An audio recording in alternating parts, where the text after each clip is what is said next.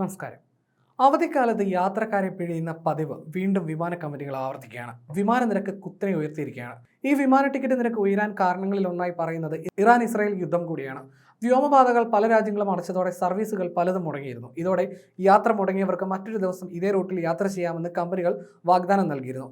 കൂടുതൽ ആളുകൾ അവരുടെ യാത്ര നീട്ടിവെക്കുകയായിരുന്നു. ഇതൊക്കെയാണ് വിമാന നിരക്കുകൾ കുത്തനെ കൂടാൻ കാരണമെന്നാണ് വിശദീകരണം. പരിമിതമായ ടിക്കറ്റുകൾ മാത്രമാണ് നാട്ടിലേക്കുള്ള വിമാനങ്ങളിൽ ബാക്കിയുള്ളത്. ആ ടിക്കറ്റുകൾക്ക് സാധാരണ നിരക്കിനേക്കാൾ 4 മുതൽ 13 ഇരട്ടി വരെ തുക നൽകണം. കേരള സെക്ടറിലേക്ക് നേരിട്ടുള്ള വിമാനങ്ങൾ സർവീസ് കുറവാണെന്നുള്ളതും പ്രതിസന്ധി വർദ്ധിപ്പിക്കുകയാണ്.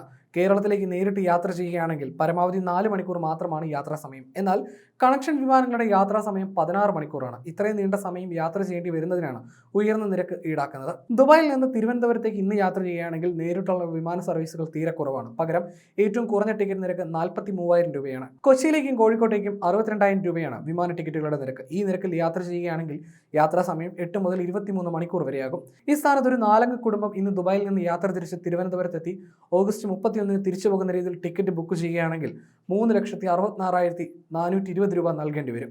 സമാനമായ നിരക്കുകളാണ് കൊച്ചിയിലെയും കോഴിക്കോട് നിന്നുള്ള സർവീസുകൾക്കും നൽകേണ്ടി വരിക.